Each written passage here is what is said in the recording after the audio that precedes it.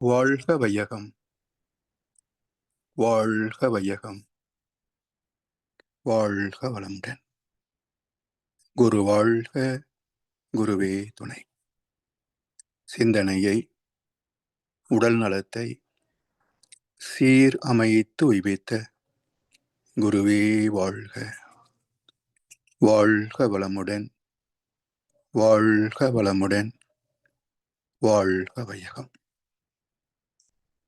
Canada sky yoga அறக்கட்டளையை சிறப்பாக நடத்தி வருகின்ற ஆன்மீக அன்புள்ளங்கள், குறிப்பாக பேராசிரியர் முனைவர் சிவசங்கரம் ஐயா அவர்கள் மற்றும் இந்த நிகழ்ச்சியை தொடர்ந்து சிறப்பித்து வருகின்ற அன்பர்கள் அனைவருக்கும் அருட்தந்தை வேதாத்ரி மகர்ஷி அவர்கள் சார்பாக வாழ்க வளமுடன் என்ற வாழ்த்துக்களையும் எனது அன்பு கலந்த பணிவான வணக்கத்தையும் சமர்ப்பித்து, குருவின் குரல் வேதாத்திரிய தொடர் சிந்தனையின் 114ஆம் பாகத்தில் வானியலும் சோதனமும் பற்றிய 3வது அமர்வு. ஜீவன்கள், குறிப்பாக மனித இனம், கருவாவதற்கும் பிறந்த பின் சந்திக்கின்ற இன்பத் துன்பங்களுக்கும் காரணம். இன்றைக்கு குறிப்பாக தமிழ்நாட்டிலே பார்க்கிற போது யூடியூப்லையும் பார்க்கின்றோம். இந்த கோள், இந்த கிரகம், இந்த வீடு, இந்த ராசி, இதற்கு என்னென்ன பலாபலன்கள் என்றெல்லாம் பலர் பல கருத்துக்களை வெளிப்படுத்துவதையும் நூற்றுக்கணக்கான ஆயிரக்கணக்கான பேர் அதை நம்பி பார்ப்பதையும் நம்மால் காண முடிகிறது. உண்மையிலேயே நாம் சந்திக்கின்ற இன்பத் துன்பங்களுக்கு கோள்கள் காரணமா என்பது மிக அத்தியாவசியமான ஒரு சிந்தனை. அது இல்லை என்பதுதான் உறுதியான தீர்ப்பு, மகான்கள் கண்ட தீர்ப்பு.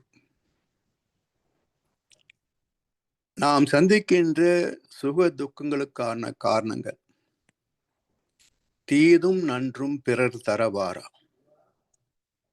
என்று பல நூற்றாண்டுகளுக்கு முன்பே கனின் பூங்குன்றனார் என்ற ஒரு சிந்தனையாளர், தமிழறிஞர் குறிப்பிட்டிருக்கின்றார். பிறகு எப்படி நமக்கு சுக துக்கங்கள் வருகின்றன என்ற ஒரு கேள்வி வருகின்ற போது, இறைவனின் அடிப்படை தன்மை என்ன? தேவ நீதி என்று பேசுகின்றோமே, அந்த நீதி என்பது என்ன? இதை விஞ்ஞானமே நியூட்டன் விதி என்று நமக்கு நிரூபித்திருக்கிறது. For every action there is an equal and opposite reaction. ஒவ்வொரு இயக்கத்திற்கும் ஒரு துல்லியமான எதிர்விளைவு உண்டு என்பது நியூட்டன் விதி. இதன்படி எடுத்துக்கொண்டாலும் ஒவ்வொரு இயக்கத்திற்கும் ஒரு விளைவு உண்டு என்று சொன்னால், இப்ப நம்முடைய எண்ணம், சொல், செயலுக்கும் விளைவு இருக்கும் இல்லையா? இப்ப யதார்த்தமாக யாருக்கு தெரியாத உண்மை இல்லை. இணக்கமாக பேசினால் நட்பு தொடர்கிறது, முரண்பட்டு பேசினால் நட்பு பகையாக மாறுகிறது. இது யாருக்கு தெரியாது? அப்போ ஒரு செயலுக்கு தக்க விளைவு என்பது வெளிப்படுகிறது இல்லையா?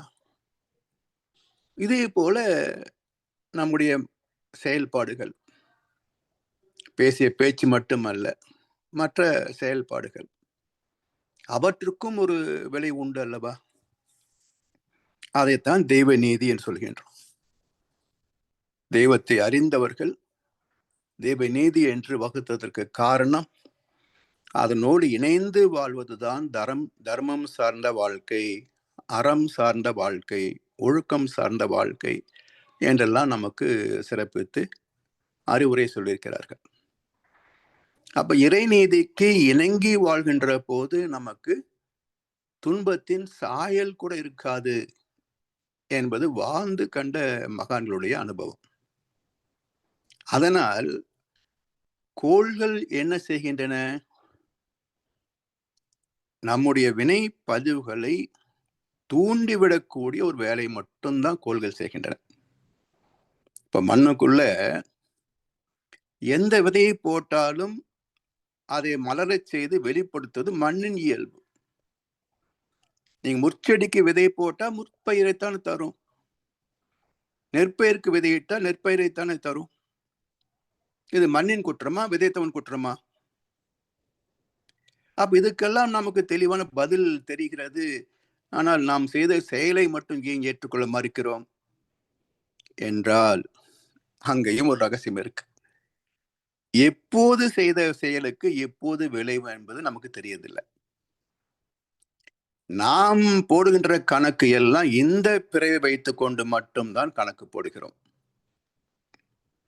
இந்த பிறவியில நாம் யாருக்கும் எந்த துன்பம் செய்ததில்லை. பிறகு ஏன் எனக்கு இந்த துன்பம் வந்தது என்ற கேள்வி வருகின்ற போது அதற்கான விளக்கத்தை சொல்லக்கூடியவர்கள் சமுதாயத்தில் இல்லை. மதவாதிகளும் சொல்ல மாட்டார்கள், கோயில் பூசாரிகளுக்கும் தெரியாது, மற்ற சமுதாய சிந்தனையாளர்களுக்கும் தெரியாது. ஆனா எல்லோருக்கும் பண தேவை இருக்கிறது. அந்த தேவையை சம்பாதிப்பதற்கு இதுவும் ஒரு நல்ல மார்க்கமாக இருக்கிறது. தெரியாத ஒன்றை தெரிந்தது போல காட்டிக்கொண்டால் உட்கார்ந்த இடத்திலேயே கோடீஸ்வரனாகி விடலாம். எனவே ஏதோ ஒன்றை சொல்லு, இந்த கல் போட்டா உனக்கு ராசி தலைகீழா மாறி போயிடும், உடனே வைரம் வாங்கு, மார்காதம் வாங்கு, அதுக்கு ஒரு கடை ஜெம்மாலஜி. இன்னொருத்தர் நியூமராலஜி, பேர்ல இந்த எழுத்து மாற்றி வச்சா தலை எழுத்து மாறி போயிடும் என்று சொல்லக்கூடிய நியூமராலஜி. இந்த பரிகாரம் பண்ணினா அப்படியே அள்ளி கொட்டிரும், இந்த பரிகாரம் பண்ணினா எல்லா பாவங்களும் போயிடும் என்று சொல்வதற்கு இன்னொரு குரூப்பு. இப்படி ஆளாளுக்கு நம்ம ஏமாற்றுகிறார்கள் என்பது கூட நமக்கு தெரியாது. ஏனென்றால் இதெல்லாம் துன்பம் நீங்கியதாக யாராவது ஒருவர் காட்ட முடியுமா? போய் செஞ்சுட்டு வந்த பாருங்க, வந்தோடனே சரியாகி போச்சு என்று யாராவது ஒருவர் உதாரணம் காட்ட முடியுமா? ஒரு நம்பிக்கை, அவ்வளவுதான். செஞ்சா சரியா போகும், எப்ப போச்சு தெரியாது. இப்படி வெறும் நம்பிக்கை மட்டுமே வைத்து ஏமாந்து போகிறவர்களே தவிர சிந்திக்க மறுக்கிறார்கள். யதார்த்தமான சிந்தனையை செய்வதற்கு மறுக்கிறார்கள். அப்படி சிந்திக்கின்ற போதுதான் யாரை நம்ப முடியும்? எந்த பொருள் பற்றும், பதவி பற்றும், அதிகார பற்றும் இல்லாமல் எல்லோரும் இன்புற்றிருக்க நினைப்பது அல்லாமல் வேறொன்றும் அறியேன் பராபரமே என்று வாழ்வார்களே நம்முடைய முன்னோர்கள், அவங்க கிட்டதான் போயாகணும். வள்ளுவர், வால்மீகி மகரிஷி, வேதாத்திரி மகரிஷி, வேதவியாசர் என்று அவங்ககிட்ட தான் போயாகணும். இவர்கள் சொன்ன கருத்துக்கள் எல்லாமே வேதத்திரி மகர்ஷியை தவிர மற்றவருடைய கருத்துக்கள் எல்லாமே மறைபொருள் கருத்துக்கள். எல்லாம் இதிகாசங்களாக, உபனிஷத்துக்களாக சொல்லி வைத்தார்களே தவிர நேரடியாக நமக்கு விளக்கம் சொல்லவில்லை. வள்ளுவர் பிறந்து ஓரளவுக்கு சொல்லியிருந்தாலும் 7 வார்த்தைகளில் சொல்லப்பட்டதை புரிந்து கொள்ளும் அளவுக்கு நம் அறிவாளிகள் அல்ல. அதனால் அதுவும் நமக்கு பெருவாரியாக பயன்படுவதில்லை. இப்ப இன்றைய உலகுக்கு பார்த்தோம் என்று சொன்னால் வேதத்திலே மகர்ஷி அவருடைய தத்துவம் ஒன்றுதான் நமக்கு கலங்கரை விளக்கமாக வழிகாட்டுகிறது. அப்படி பார்க்கின்ற போது விஞ்ஞானத்தோடு ஒத்து போகிறது. என்ன? 7 தலைமுறைகளில் செய்த எல்லாமே அந்தந்த காலத்திற்கு தகுந்தாற்போல் விளைவை தரும்.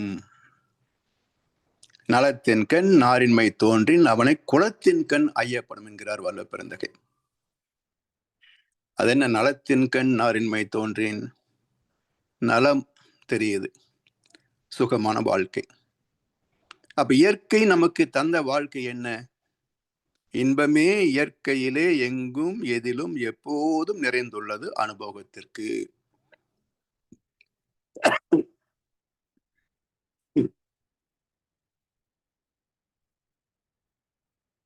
எத்தனை எத்தனை கோடி இன்பம் வைத்தாய் எங்கள் இறைவா என்றெல்லாம் ஞானிகள் சொல்லியிருக்கிறாங்க.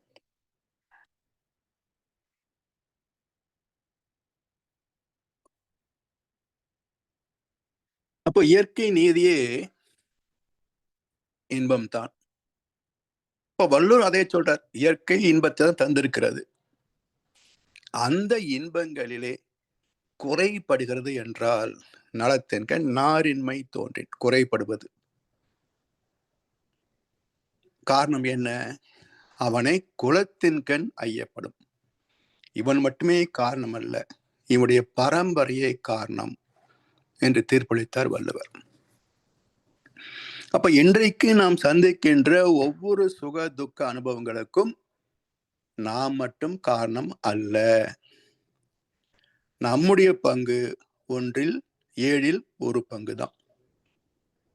6 பங்குக்கு யார் காரணம்? நம்முடைய முன்னோர்கள் காரணம். அவர்கள் செய்த பாவ புண்ணிய வினைகள் காரணம். அதைத்தான் என்ன சொல்லுவாங்க, பித்ரு தோஷம் சொல்றாங்க இல்லையா? தோஷம் மட்டும் இல்ல, புண்ணியம் செஞ்சிருப்பாங்க இல்ல. அப்ப பித்ரு தோஷம் பிளஸ் பித்ரு புண்ணியம் ஈக்குவல் டு சஞ்சித கர்மா. இது ரெண்டு சேர்ந்ததுதான் நம்முடைய சஞ்சிதம் சொல்லக்கூடிய முன்வினை இருப்பு. நாம் பிறக்கும் போது தாய் தந்தை வழியாக நமக்கு வந்த இருப்பு. அதில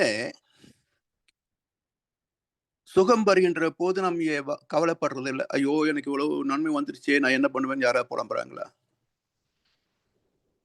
ஆனா துன்பம் வருகின்ற போது, வறுமை வருகின்ற போதுதான் புலம்புகிறோம். யாருக்கு நான் தீங்கு செய்தேன் இறைவா? நாட்டில் யார் குடியை நான் கெடுத்தேன் இறைவா? ஊருக்கு நான் என்ன செய்தேன் இறைவா? என்னை உனக்கு கூட பிடிக்கலையா இறைவான்னு ஒரு புலம்பல் கஷ்டம் வரும்போதுதான் வரும், சுகத்துல வராது. அப்ப யோசிக்கணும், ஏன் வந்தது என்று ஆழமாக சிந்தித்து பார்த்தால், அதாவது வள்ளுவர் அருமையான உதாரணம் காட்டுறார். அறத்தாறு இதுவென வேண்டா செவிகை பொறுத்தானோடு ஊர்ந்தான் எடை. அந்த காலத்துல எல்லாம் ஏது வாகனங்கள். சோ முதல் மனிதன் கண்டெடுத்த ஒரு போக்குவரத்து சாதனம் என்று சொன்னால் பல்லக்கு. 4 பேர் அதுக்கு தொழில். யாராவது இங்கிருந்து அங்க போகணும் அப்படின்னா அதே உட்கார்ந்தாங்கன்னா சுமந்து போய் இறக்கி விடுவாங்க. அதுக்கு ஒரு கூலி கொடுப்பாங்க. அது தானியங்களாக இருந்தது, பிறகு பணமாக வந்தது. எப்படியோ அது ஒரு தொழில், போக்குவரத்து சாதனம். இப்ப வள்ளுவர் சொல்றாரு, இதை பார்த்து, இந்த காட்சியை பார்த்து புண்ணியம் பண்ண பாக்கியவன் சுகமா உட்காந்து போறான், பாவம் பண்ண ஜென்மங்கள் எல்லாம் சுமந்துட்டு போகுதுன்னு சொல்லாதீங்க. ஏன்னா இதை வச்சு பாவ புண்ணியத்தை கணிக்க கூடாது. அப்ப எதை வைத்து பாவ புண்ணியத்தை கணிப்பது என்று சொன்னால், உடலிலே நோய், உள்ளத்திலே களங்கம், வாழ்க்கையிலே சிக்கல்கள். இதுதான் பாவத்தின் வெளிப்பாடு, பாவத்தின் அடையாளம். அப்ப இது எப்படி புரிந்து கொள்வது என்றால், ஆழமாக சிந்தனை செய்து பார்க்கணும். அறத்தாறு இதுவென வேண்டா சிவிகை பொறுத்தானோடு ஊர்ந்தான் எடை. அதை ஆழமாக சிந்தித்து பார்த்தால் நமக்கு காரணம் புரியும். தொழில் வேறு, வாழ்க்கை அனுபவங்கள் வேறு. இப்ப இந்த அனுபவங்களிலே மனம் ஏற்றுக்கொண்டால், உடல் தாங்கிக் கொண்டால் அது சுகம். மனம் ஏற்க முடியாமல் மறுக்கின்ற போது, உடல் தாங்க முடியாமல் சோர்ந்து போகின்ற போது அது நமக்கு துன்பம். இதுதானே இன்ப துன்பம். அப்ப இதுக்கான காரணம் என்ன என்று யோசிக்கின்ற போது, அளவு முறை பாதுகாப்பது ஒரு இலக்கணம். ஏற்கனவே செய்த வினை, முன்வினை, அதன் பயனாக வரக்கூடிய விளைவுகள், இது ஒண்ணும் பண்ண முடியாது. ஏற்கனவே சொன்னோம், 2 வகையான வினைப்பதிவுகள். கோள்களின் இடமாற்றத்திற்கு ஏற்ப நமக்கு ஏற்படுகின்ற தற்காலிகமான உடல் உபாதைகள். இதெல்லாம் மருந்து சாப்பிட சரியா போயிடும். எந்த மருந்துக்கும் கட்டுப்படாத வியாதிகள் வரும். இப்போ பிபி, டயபெட்டிஸ், கேன்சர், இதுக்கெல்லாம் மருந்து இருக்கா என்ன? தொடர்ந்து அப்படியே போய்கொண்டிருக்கிறோமே தவிர அதுக்கு ஏதாவது மருந்து சாப்பிட்டு குணமாகி விட்டது என்று ஏதாவது சாட்சிகள் உண்டா? அப்படியே தொடர்ந்து போய்கொண்டே இருக்கும். எனவே இதிலிருந்து நாம் விடுதலை பெற வேண்டும் என்று சொன்னார். அது எத்தனை காலத்திற்கு அந்த துன்பத்தை சந்திக்க வேண்டும் என்ற விதியின் வலிமை இருக்கிறதோ அது வரைக்கும் எதுவும் செல்லுபடியாகாது. என்ன சொல்றாங்க? நுண்ணிய நூல் பல கற்பினும் மற்றும் தன் உண்மை அறிவே மிகும். ஊழி பெருவழி யாவுல மற்றொன்று சூழினும் தான் முந்துரும். இதெல்லாம் விதியை பற்றிய விளக்கங்கள். இப்படி நம் சந்திக்கின்ற இன்ப துன்பங்கள், சுக துக்கங்களுக்கான காரணங்கள் நம்முடைய வினை பதிவுகள் அன்றி கோள்கள் அல்ல. கோள்கள் என்ன செய்கின்றன என்றால், எப்படி மண்ணிலே போட்ட விதையை பஞ்சபூதங்கள் அதை மலர்ச்சி அடைய செய்து ஒரு பயிராக வெளிப்படுத்துகிறதோ, அதே போல இந்த கோள்கள் நம்முடைய கருமையத்திலே தாக்கி அங்கிருக்கின்ற வினைப்பதிவுகளை வெளிப்பட செய்கின்றன. இப்போ உதாரணமாக சனி கோள் ஒரு பக்கத்துல வந்தா 7.5 சனி, இன்னொரு பக்கத்துல ஒரு 7.5 சனி. இது விக்ரம சனி, அது நல சனி என்று சொல்வார்கள். இது நன்மைகளை தரக்கூடியது, அது துன்பத்தை தரக்கூடியது. இப்ப கோள் எப்படி நமக்கு நன்மை துன்பத்தை தர முடியும் என்று பார்த்தால், ஒரு கோணத்தில் நம்முடைய ஆத்மாவிலே அது ஊடுருகின்ற போது பாசிட்டிவ் இம்பிரிண்ட்ஸ், நல்ல பதிவுகளை தூண்டிவிடுகின்றன. அப்ப நமக்கு அது நன்மைகளை தருகின்றன. இதுவே எதிர்கோணத்தில் போகின்ற போது மறுபக்கத்தை தூண்டிவிடுகின்றன. அது நெகட்டிவ் இம்பிரிண்ட்ஸ், தீய பதிவுகளை தூண்டிவிடுகின்றன. எல்லா வகையான பிரச்சனைகளுக்கும் அது காலமாகிறது. சரி, இப்போ நம்முடைய ஆத்மாவில் புண்ணியம் மட்டுமே இருக்கும் என்று வைத்துக் கொள்ளுங்களேன். ஒரு கற்பனை.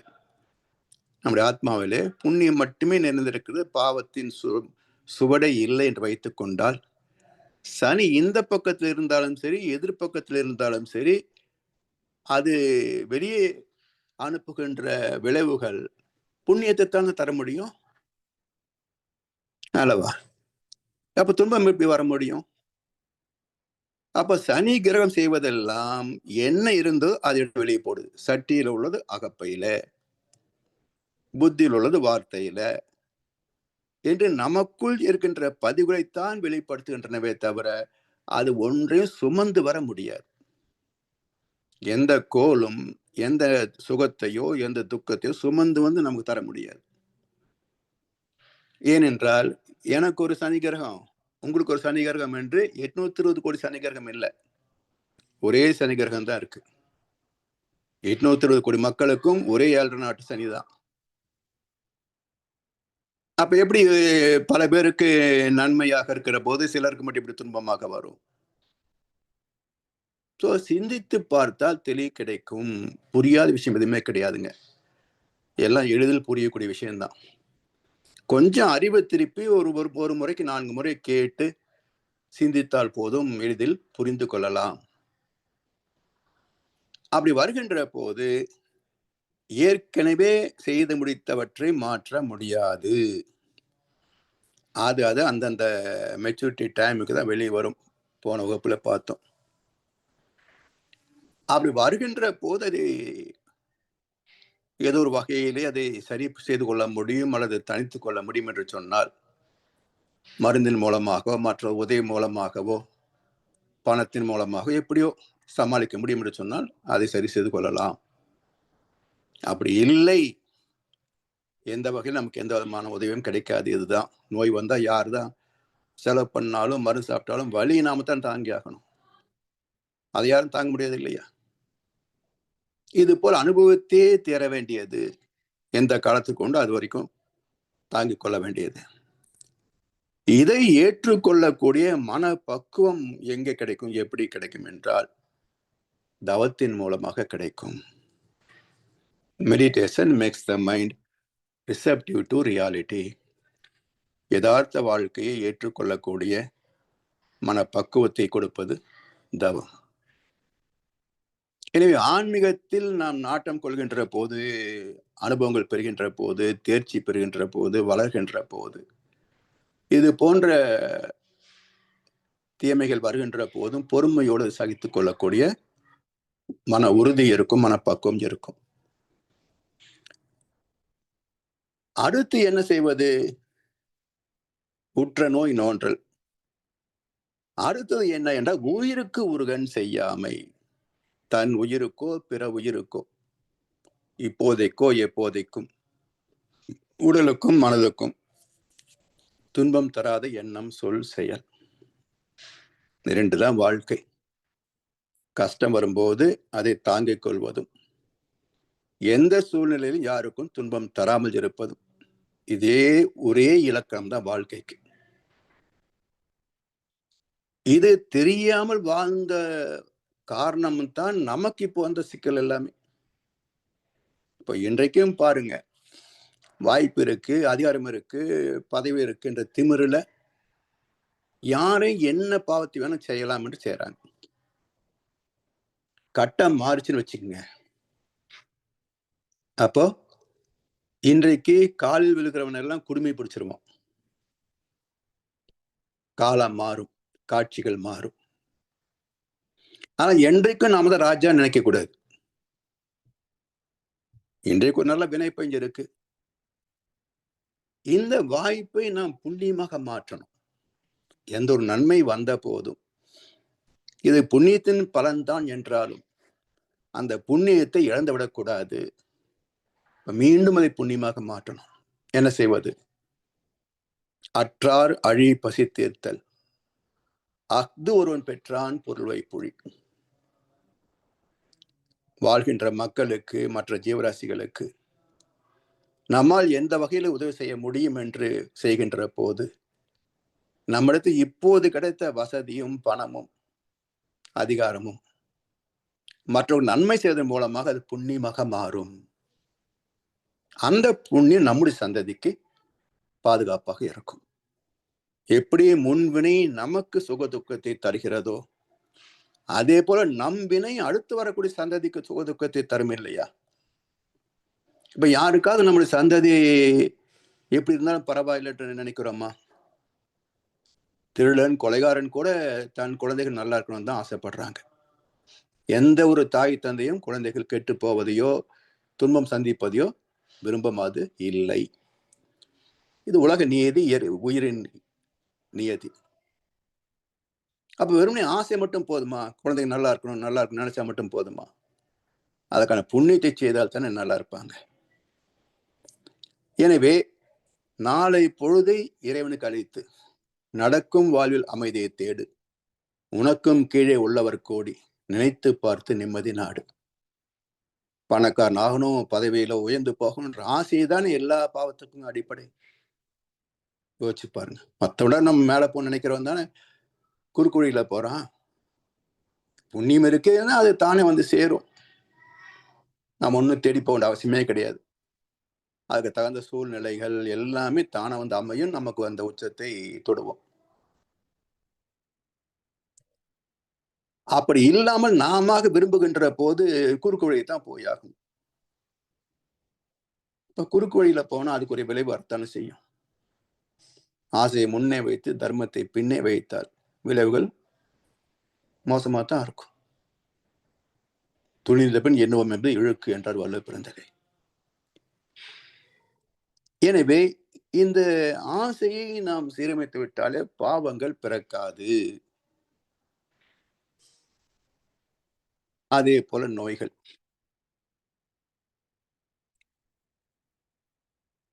நம்முடைய பழக்க வழக்கங்களால் வரக்கூடிய நோய்களும் மிக அதிகம்.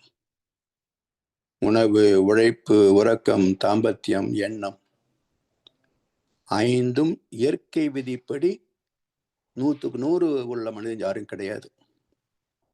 எல்லோருமே ஏற்றத்தாழ்வுல தான் வாழ்ந்துட்டு இருக்கிறோம். அப்ப இதற்கு தகுந்தாற்போல் நம்முடைய உடல் நலம் பாதிக்கப்படுகிறது, மேன்மை அடைகிறது.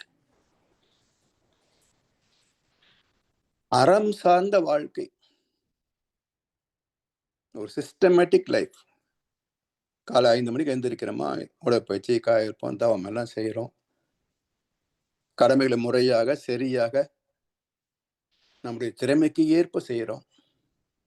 யாருக்கும் எந்த கெடுதல் நினைப்பதில்லை என்று சொன்னால் உடம்பும் நல்லா இருக்கும், மனசும் நல்லா இருக்கும், செய்கின்ற செயலும் வெற்றிகரமாக அமையும். இதற்கு துணை செய்வது கர்மயம் இல்லையா? ஆத்மாதான் துணை செய்யும். அப்ப ஒரு கேடுகட்ட ஜென்மத்துல வந்துட்டு நல்லதை நினைக்கணும்னா முடியுமா? முடியாது. எவ்வளவு கஷ்டப்பட்டாலும் மீண்டும் ஒரு பாவத்தை நோக்கித்தான் போவனே தவிர அவருடைய துன்பப்பட்ட அனுபவங்கள் அவனுக்கு எந்த பாடத்தையும் தராது. அனுபவம் யாருக்கு இல்லை? மனிதனாக பிறந்த எல்லோருக்கும் அனுபவங்கள் உண்டு. அந்த அனுபவத்தை வைத்து தன்னை திருத்தி கொண்டவர்கள், பக்குவப்படுத்திக் கொண்டவர்கள் எத்தனை பேர்? யோசிச்சு பாருங்க, தேடி பாருங்க. அனுபவங்களை பாடமாக கற்பவர்களே தங்களை திருத்திக் கொள்கிறார்கள். நாளும் ஒவ்வொரு பாடம் கூறும் காலம் தரும் பயிற்சி என்றார் பட்டுக்கோட்டை கல்யாணசுந்தரம் ஐயா. நாளும் ஒவ்வொரு பாடம் கூறும் காலம் தரும் பயிற்சி. இறைவன் நடத்துகின்ற பயிற்சி கூடம், இறைவன் தருகின்ற பாடங்கள் அது. அப்ப ஒவ்வொரு நாள் அனுபவத்தையும் கூர்ந்து சீர்தூக்கி பார்த்து, நல்லதை பார்க்கிறோமா, இதை போல் நாமும் செய்யணும் ஒரு பாடம். கெட்டதை பார்க்கிறோமா, இது போல் செய்யக்கூடாது என்று ஒரு பாடம். இப்படி எந்த அனுபவத்தை பெற்றாலும் இதிலே நாம் எப்படி மேன்மை பெற முடியும் என்ற நோக்கத்திலேயே செயல்படுகின்ற போது துன்பங்கள் குறைந்து வரும், இன்பங்கள் பெருகி வரும். இதை தவிர வேறு வழியே கிடையாதுங்க. வேற வழியே கிடையாது. எனவே நோய்கள் வருகின்ற போது அதற்கான காரணத்தை நாம் தேடணும். உணவு, உழைப்பு, உறக்கம், தாம்பத்தியம், எண்ணம். 70-80% நோய்களுக்கு காரணம் உணவு தான். இன்றைக்கு வயிற்றுல வர்றதுக்கு என்ன, போன ஜென்மத்து கர்மாவா காரணம்? இன்னைக்கு சாப்பிட்ட உணவு தான் இன்றைய வயிற்று வலிக்கு காரணம். அப்ப உடல் நோய்களுக்கு மிக பெரும் காரணம் நம்முடைய உணவு முறை பற்றிய எந்த அறிவும் நமக்கு கிடையாது. ருசியா இருக்கா, வெளுத்துக்கட்டு. ருசி எப்படி வரும் என்று யோசிக்கிறது கிடையாது. எனவே மிகினும் குறையினும் நோய் செய்யும் நூலோர் வலி முதலா எண்ணெயம் ஒன்று. இதை சரிப்படுத்திக் கொண்டோம் என்று சொன்னால் நோய்கள் வராது. நோய்கள் வரவில்லை என்றால் வைத்தீஸ்வரன் கோயில போய் சுத்த வேண்டிய அவசியம் இல்லை. அதுதானே பரிகாரம். உடம்பு சரியில்லை, ஒரே வியாதியா இருக்குங்க, மாத்தி மாத்தி ஒண்ணு போன ஒண்ணு வந்துகிட்டே இருக்கு. உடனே என்ன சொல்லுவாரு, நான் இந்த அட்ரஸ் கொடுக்குறேன், அங்க ஒரு குருக்கள் இருக்கார், போய் பாருங்க, வைத்தீஸ்வரன் கோயில போய் ஒரு அபிஷேகம் பண்ணிட்டு வாங்க, ஈஸ்வரன் எல்லாம் நல்லது செய்வான். உடனே மெனக்கெட்டு வைத்தீஸ்வரன் கோயிலுக்கு போறோம். கோயம்புத்தூர்ல இருந்து வைத்தீஸ்வரன் கோயிலுக்கு சும்மா போக முடியுமா? போக தங்க எவ்வளவு செலவு எல்லாம் செய்து அங்க ஒரு பூஜையை கொடுத்து அவனுக்கும் ஒண்ணுக்கு 10 காசு கொடுத்து காலில் விழுந்து கும்பிட்டு வந்து நோய் போயிடுச்சா? ஒன்னும் போகாது. ஏன்னா செயலிலே விளைவாக தெய்வ ஒழுங்கு அமைப்பு இருக்க, செயலிலே விளைவாக தெய்வ ஒழுங்கு அமைப்பு, இயற்கை சட்டம் அது. பயன் என்ன தவறிழைத்து பரமனை பின் வேண்டுவதால். ஏன்னா இந்த விளைவாக வருபவனே வந்தவனே இறைவன் தான். யார்கிட்ட ரெக்கமெண்டேஷன் போக முடியும்? பாருங்க, அந்த இறைவன் எனக்கு தம்பத்து கொடுத்துட்டான், நீங்க பார்த்து அவனை கொஞ்சம் மிரட்டி வைங்க, இல்ல ஒரு வார்த்தை ரெக்கமெண்ட் பண்ணுங்கன்னு சொல்ல முடியுமா?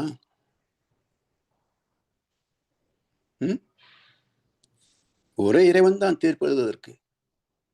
யார்கிட்ட போய் அப்பீல் பண்ண முடியும்? எனவே நம்மிடத்திலே தான் இருக்கிறது வாழ்க்கை, செயலிலே விளைவாக.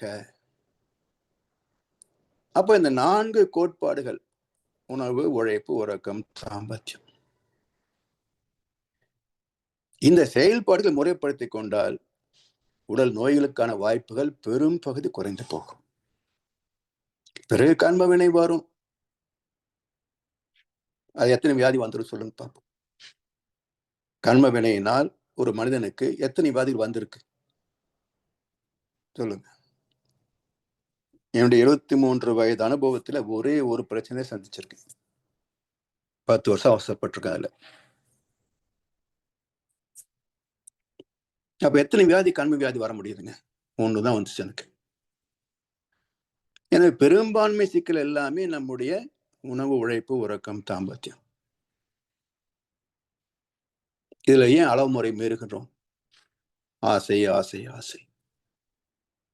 இது தகுந்தாற் போல சமுதாய சூழ்நிலைகள், உணர்ச்சி வயப்பட்ட வாழ்க்கை. ஒரு சமயம் விழிப்புடன் இருந்தாலும் பல சமயங்கள்ல தோத்து போறோம்.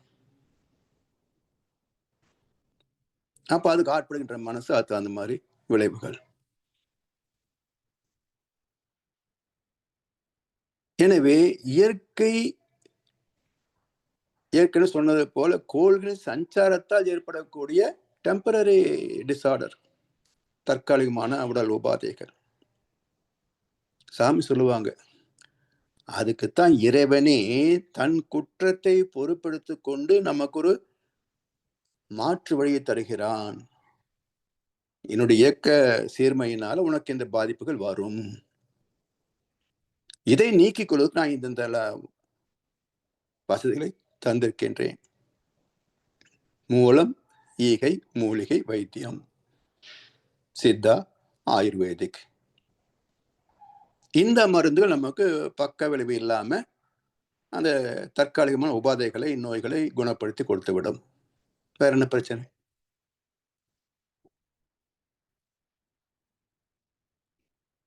எனவே இதை புரிந்து கொண்டு இயற்கையுடைய நீதியை, கருணை நாம் பார்த்தோம்னு சொன்னால், ஒரு சுகமான வாழ்க்கைக்கென்றே உருவான ஒரு வரலாறு தான் மனித இனம்.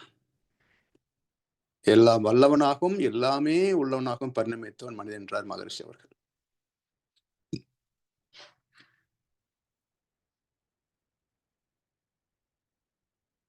எனவே இந்த உண்மையை புரிந்து கொள்கின்ற போது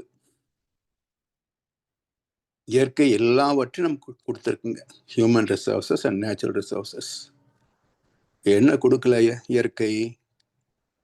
பணமா கொடுக்கல. இறைவன் நோட்டு மட்டும் அச்சடிக்கல, அவ்வளவுதான். அதை நாம தானே பண்ணினோம்.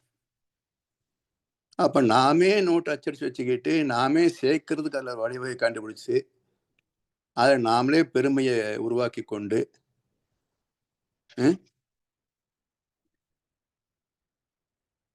தான் பின்னிய வலையில் தானே சிக்கிக் கொள்ளும் மாதிரி தான். இதெல்லாம் எங்க இருக்குன்னு பாருங்களேன். நான் எல்லாம் மனிதன் கண்டுபிடிச்ச சிக்கல் தான். அப்ப இதுல இருந்தால் விடுபட வேண்டும் என்று சொன்னால், கோள்கள் எந்த அளவுக்கு நம்முடைய வாழ்க்கையோடு இணைந்திருக்கிறது, எந்த அளவுக்கு மேல் அது இல்லை. நாம் உருவானதற்கும் உடலிலே ரசாயனங்கள் தோன்றியதற்கும் கோள்கள் தான் காரணம். ஆனால் நாம் சந்திக்கின்ற எந்த சுக துக்கத்திற்கும் கோள்கள் அணு அளவு கூட காரணம் கிடையாது. இந்த விதியை மதித்து நடப்பதற்கு பேர் தான் இறை வழிபடுதல், இறை வழிபாடு. அதன்படி நல்ல குழந்தைகளை உருவாக்க வேண்டும். எப்படி உருவாக்க முடியும்? முதல்ல நல்ல ஒரு ஆண் பிள்ளை பெண் பிள்ளையாக வளரணும். அங்கதான் ஆரம்பம். எப்படியோ பிறந்திருந்தாலும் பிறந்த பிறகு பயிற்சியின் மூலமாக நம்மை பக்குவப்படுத்தி கொள்ளலாம். பெண்களுக்கு பாவை நோன்பு, ஆண்களுக்கு காயத்ரி மந்திரம் சொல்லி, மந்திரம் சொன்னா மட்டும் மாற்றம் வந்துடாதுங்க. வள்ளுவர் தெளிவா சொன்னார். உரஞ் என்னும் தோட்டியான் ஓரைந்தும் காப்பான் வரஞ் என்னும் வைப்பிற்கோர் வித்து. இந்த 5 புலன்களை அளவு முறையோடு பயன்படுத்திக் கொள்ளக்கூடிய மனப்பக்குவத்தை பெறுவதுதான் அடிப்படையான பக்குவம். அப்படி இயற்கை விதியை மதித்து வாழக்கூடிய ஒரு ஆண் பிள்ளை, பெண் பிள்ளை திருமணம் என்ற நிகழ்ச்சி மூலமாக இணைந்து அதிலே இல்லறத்தை மேற்கொள்கின்ற போதும் அதுக்கு ஒரு அருமையான விதியை சொல்லி வைத்தார்கள் நம்முடைய முன்னோர்கள். சாந்தி முகூர்த்தத்திலிருந்து ஒவ்வொரு அனுபவமும் பிரம்ம முகூர்த்தத்திலேயே அமைந்தால் உருவாகின்ற கரு வித்து சக்தி மிக்கதாக, ஆற்றல் மிக்கதாக, சாந்தம் நிரம்பியதாக, சிந்தித்து வாழக்கூடிய பக்குவத்தோடு பிறக்கும். அதன் பிறகும் 9 மாதங்கள் கர்ப்ப காலம். அதை ஒரு வேள்வியாக நிகழ்த்த வேண்டும். அறிவு சார்ந்த சிந்தனைகள், அலுவலகத்திற்கு போறா இருந்தாலும் அந்த தொழிலிலே மனம் முழுமையாக ஈடுபட்டு செயல்படுவது, முக்கியமாக அரட்டை பேச்சுகள், உலக நடப்புகள், சினிமா, சின்னத்திரை பார்ப்பது, வன்முறை கவர்ச்சி பத்திரிகைகளை வாசிப்பது, இது போன்ற உணர்ச்சி வயப்பட்ட நிலையில் எல்லாம் முற்றிலும் தவிர்த்து ஒரு வேள்வியாக அந்த 9 மாதத்தை நிகழ்த்தி விட்டால் பிறக்கின்ற குழந்தை மிக அற்புதமான குழந்தையாக பிறக்கும். அடுத்து அதனுடைய பயணம். இதே போல அந்த குழந்தையும் தீயதை செய்வதற்கே பயப்படுகின்ற, வெட்கப்படுகின்ற, நல்லதை மட்டுமே நாடக்கூடிய வகையிலே அது தன்னுடைய வாழ்க்கையை அமைத்து, அதனுடைய வாழ்க்கை துணையோடு அது ஒரு அடுத்த சந்தை அமைத்து, இப்படி ஒரு 5 அல்லது 6 தலைமுறை கடந்து விட்டால் பிறகு வாழ்க்கையில எந்த வகையிலையும் துன்பங்களே வராது, நோய்களே வராது. எந்த உணவு கவர்ச்சியோ புலன் கவர்ச்சியோ தாக்க முடியாது. நல்ல சாத்விக உணவு மட்டுமே சாப்பிடுவாங்க, அளவோடு சாப்பிடுவாங்க, அளவுக்கு அதிகமா சேர்த்தவே மாட்டாங்க. என்ன சுவை இருந்தாலும் எந்த சூழ்நிலையிலையும் தவறு செய்ய மாட்டார்கள். அறமே சூழும் என்று சொல்வார் வள்ளுவர்.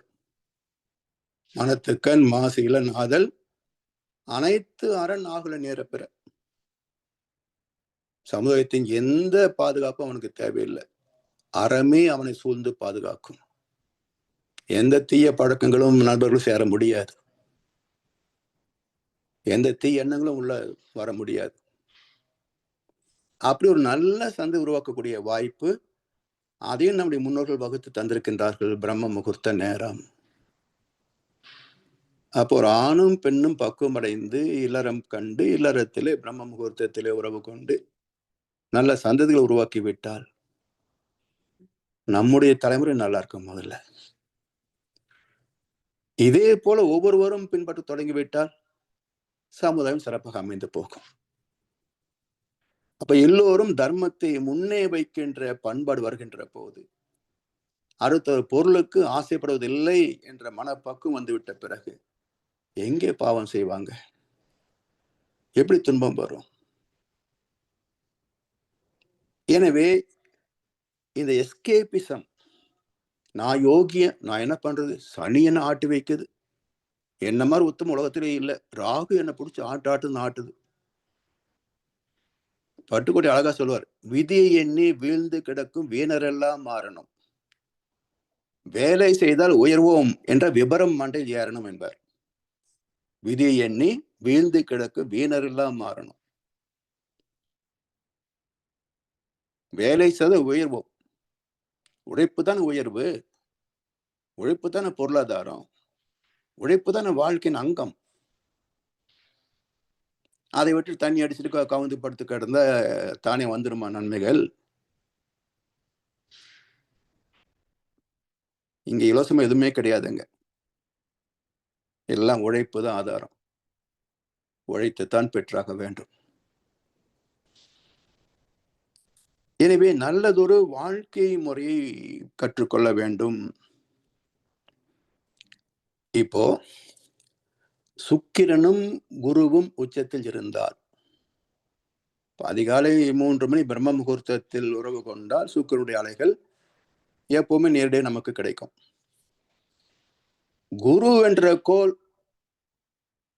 12 வருஷத்துல 6 வருஷம் தான் நமக்கு உச்சமா இருக்கும். மற்ற 6 வருஷம் அந்த பக்கம் போயிடும், நீச்சமா இருக்கும். அப்ப குரு சேர்க்கை வந்தால்தான் திருமணம் கூடி வரும் சொல்லுவாங்க இல்லையா? இப்ப திருமணமானா எல்லாரும் அடுத்தது குழந்தைகள். அப்ப குரு உச்சத்தில் இருக்கின்ற போதுதான் சந்ததி உருவாக வேண்டும். இப்ப ரெண்டும் உச்சம் வச்சுங்களேன். சுக்கிரனும் உச்சம், குருவும் உச்சம். சுக்கிரன் ஆற்றல் வித்து சக்தி. வித்து சக்தி அதிகமாக இருந்தால் ஆற்றல் மிக்க உடல், துளிப்பு மிக்க இளமை, எதையும் சாதிக்க முடியும். உழைப்புக்கு பஞ்சம் இருக்காது. குரு உச்சத்தில் இருந்தா சிந்தனை எல்லாம் சரியான வகையில தேர்வு செய்யக்கூடிய அறிவுத்திறம். அப்ப நல்லதே தேர்வு செய்து ஊக்கமுடன் உழைத்தால் வெற்றி எங்கே போகும் சொல்லுங்க? நல்லபடி சிந்தித்து முடிவு செய்து ஊக்கத்தோடு உழைத்தால் வெற்றி எங்க போகும்? வராம போயிடுமா? இப்ப இது யாரு காரணம்? கண்டனத்தை பெற்றது காரணமா, இல்ல கிரகங்கள் காரணமா?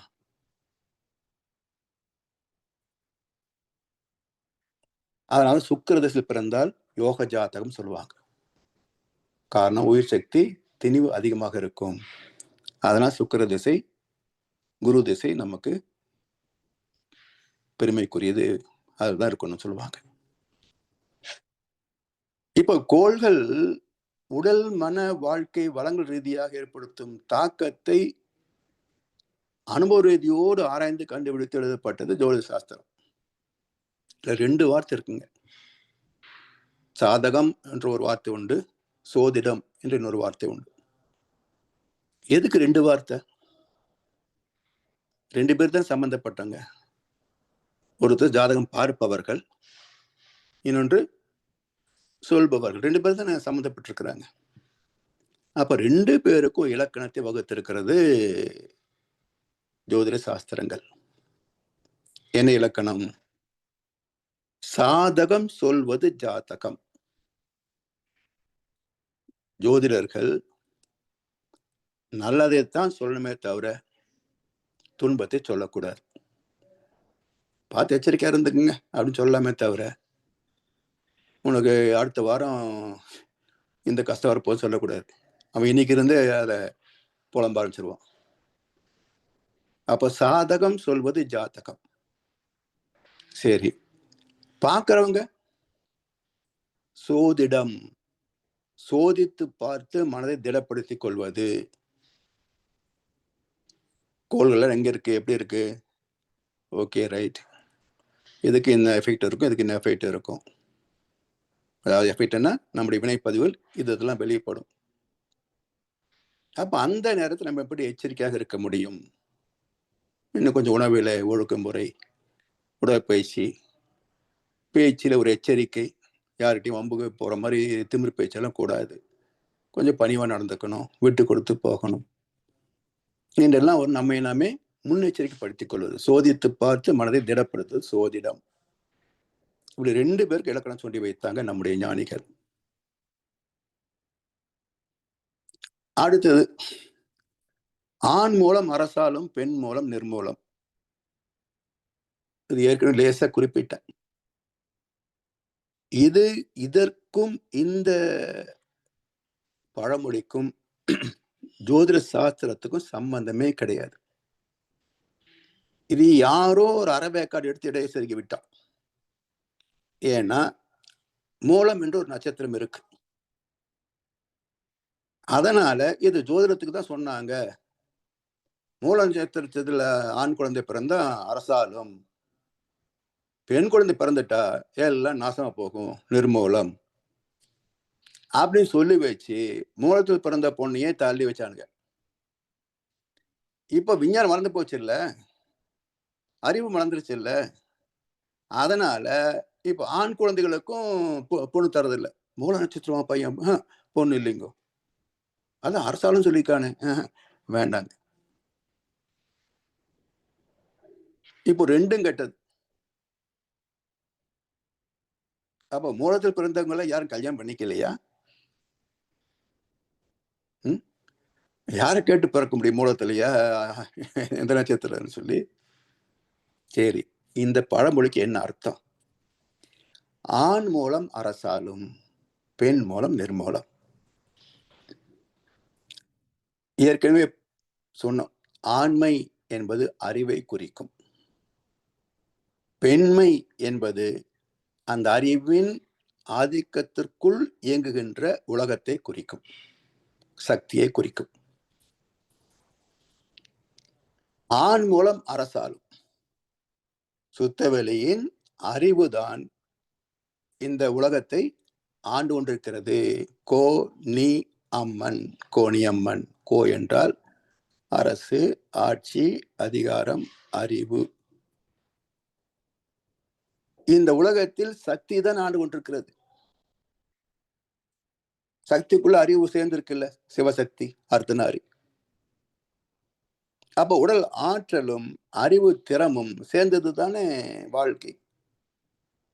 அவரவர் தம் அறிவின் உழைப்பால், உடல் உழைப்பால் வாழ்வதென்ற முடிவு. இதன் ஐந்தொழுக்க பண்பாட்டில் முதல் பண்பாடு.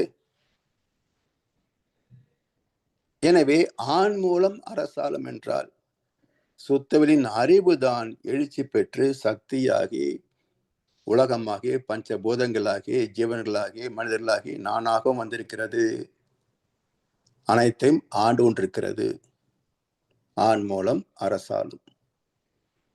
சரி, இந்த உலகத்திற்கு, அணுவுக்கு, இறை துகளுக்கு மூலம் எது?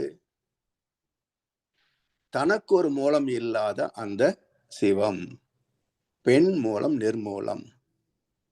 இந்த சக்தியாகிய பெண்ணுக்கு மூலப்பொருள் தனக்கு ஒரு மூலம் இல்லாத நிர்மூலம். எனவே இறை தத்துவத்தை பேச வந்த இந்த பழமொழியை, மூலம் என்ற பேர் இங்க இருக்கிறதுனால இது ஜோதிடர் எடுத்து இடைச்சர்களாக வச்சுக்கிட்டு இன்னைக்கு மூலத்துல பிறந்த பெண்ணுக்கும் பையனுக்கும் பெரிய குடைச்சல் பண்ணிட்டார். சோ இதற்கும் ஜோதிடத்திற்கும் வாழ்க்கையும் சம்பந்தமே கிடையாது. இன்னும் சொல்ல போனால் மூல நட்சத்திரம் ஆன்மீக நட்சத்திரம். அது ஆன்மீகத்தை நோக்கித்தான் பயணிக்கும்.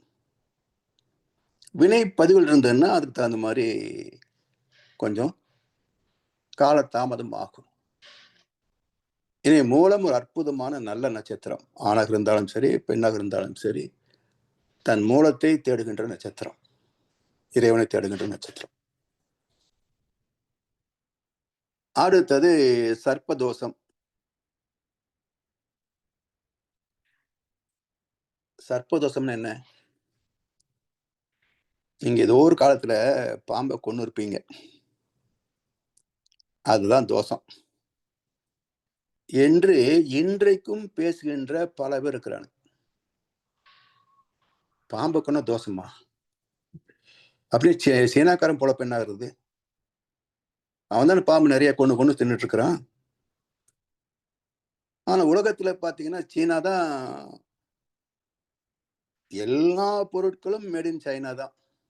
உலகத்துக்கே வசதிகளை தந்தவன் சைனாக்காரன் தான். நாம் பயன்படுத்திக்கிட்ட எந்த பொருள் எடுத்து பாருங்க, எல்லாம் மேட் இன் சைனா தான் இருக்கும். அவன் பாம்பு தான் சாப்பிட்றான். இவனுக்கு மட்டும் பாம்பு தின்னா, பாம்பு திங்கிறது இல்லை, பாம்பு அடிச்சாலும் தோஷமாமா. அவனுக்கு தின்னவனுக்கு என்ன ஆகுறது? சரி, என் பையனுக்கும் சர்ப்ப தோஷம் சொல்லி அப்புறம் கழிக்கிறதுக்கு எங்க போனோம்? திருப்பதி பக்கத்துல காளகஸ்திக்கு போனோம். 300 ரூபாயிலைங்களா 30,000 அப்படின்னாரு. பார்த்தீங்கன்னா தோஷம் கழிக்கிறதுக்கு 300, 30,000 இவ்வளோ டிஃபரன்ஸா? என்ன வித்தியாசம்னு கேட்டேன். இல்லை அதுக்கு தகுந்த மாதிரி பூஜையில் நிறைய சாமான் சேர்க்கறதும் பூஜை நேரமெல்லாம் வித்தியாசப்படுங்க. உங்கள் வசதிக்கு தகுந்த மாதிரி சொல்லுங்க, பண்ணிக்கோங்க. எனக்கு 300 ரூபாய்க்கு போதுங்க. காய்கறி வாங்குற மாதிரி எனக்கு 300 ரூபாய்க்கு போதுங்க. சரி, எனக்கு கொடுத்த கூட்டம் உட்கார வச்சாரு. 10 20 நிமிஷமா என்ன ஆச்சு. ஒரு பூஜை பண்ணி இப்படி சுத்து அப்படி சுத்துன்னு சொல்லி தோசை கழிஞ்சு போச்சு போ அப்படின்ட்டான். சரி, நான் போயிருந்த நேரம் அந்த 2 சிற்பம் வச்சிருப்பாங்க வெள்ளியில. ஒன்று பெரிய பாம்பு, அது ராகு தோஷம். இன்னொன்று சின்ன பாம்பு இருக்கும், அது கேது தோஷம் அல்லது சர்ப்ப தோஷம் அப்படிம்பாங்க. அதுக்கு மேல ஒரு ஃப்ளக்ஸ் போர்டு வச்சிருந்தாங்க. அந்த ஃப்ளக்ஸ் போர்டு பார்க்குற போது அற்புதமான தத்துவத்தை சொல்லியிருக்கிறாங்க. ராகு தோஷம் இந்த இடத்துல ஒரு மனிதன் கழுத்துக்கு மேல 5 தலை பாம்பு. கேது சர்ப்பதோஷம் அந்த இடத்துல ஒற்றை பாம்பு, தலை ஒரு ஞானி. இப்போ ஏற்கனவே நமக்கு வேதத்திரு தத்துவம் தெரிஞ்சிருந்ததுனால இந்த ஃப்ளக்ஸ் போர்டு பார்த்தோன்னே புரிஞ்சு போச்சு. ஓ, இதுதான் ராகுதோஷம் சர்ப்பதோஷம். என்ன, மனிதனாக பிறந்தவன் ஐம்புலன் கவர்ச்சியிலே சிக்கி பாவத்தை செய்து உடலையும் வாழ்க்கையும் கெடுத்து கொண்டால் அது ராகுதோஷம். மனிதனாக பிறந்தவன் ஐம்புலன் கவர்ச்சியிலே சிக்கி பாவத்தை செய்தால் அது ராகுதோஷம். இதுக்கு தீர்வு என்ன? கேது தோஷம் சொல்ல மாட்டாங்க. கேது ஞானக்காரகன். ஜோதிட சாஸ்திரத்துல கேதுவுக்கு ஞானக்காரகன் அந்தஸ்து.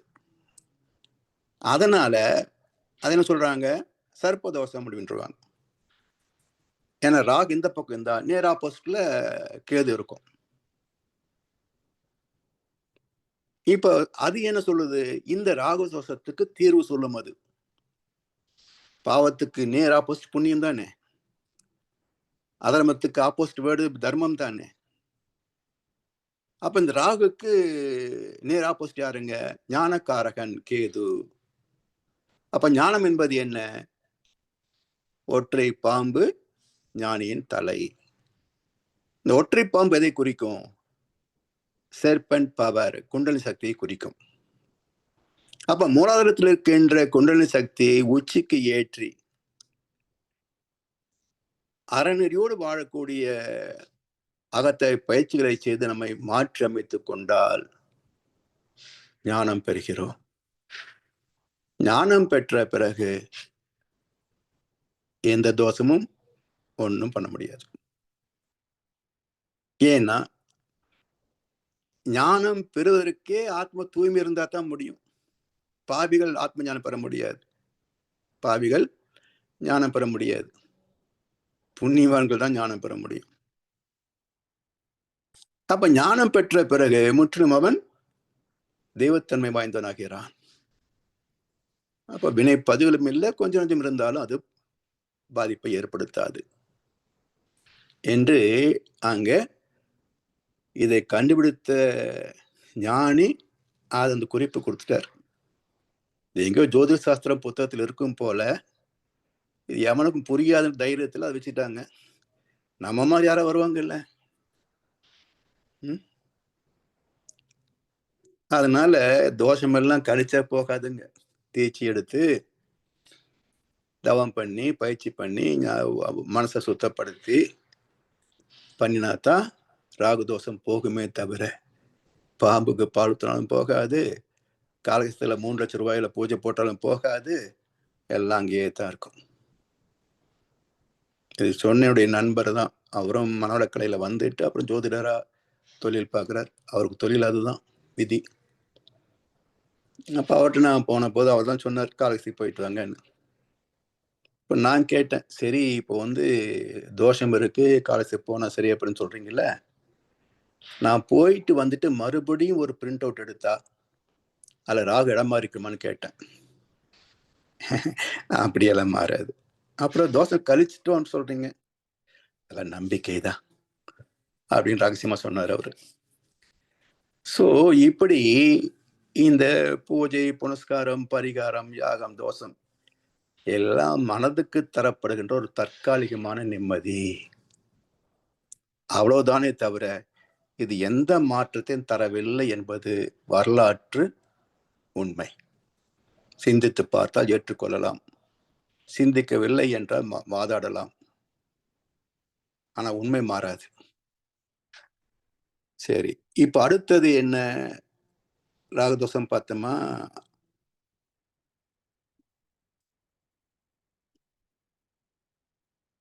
அடுத்தது செவ்வாய் தோஷம், பித்ரு தோஷம். இதை அடுத்த வகுப்பிலே பார்க்கலாம். குரு பயிற்சி, சனி பயிற்சி எல்லாம் இருக்கு. இதை அடுத்த வகுப்பிலே சிந்திப்போம் என்று சொல்லி வாய்ப்பளித்தனருக்கு நன்றி பாராட்டி இன்றைய உரையை நிறைவு செய்கின்றோம். வாழ்குளமுடன், வாழ்குளமுடன், வாழ்க வையகம்.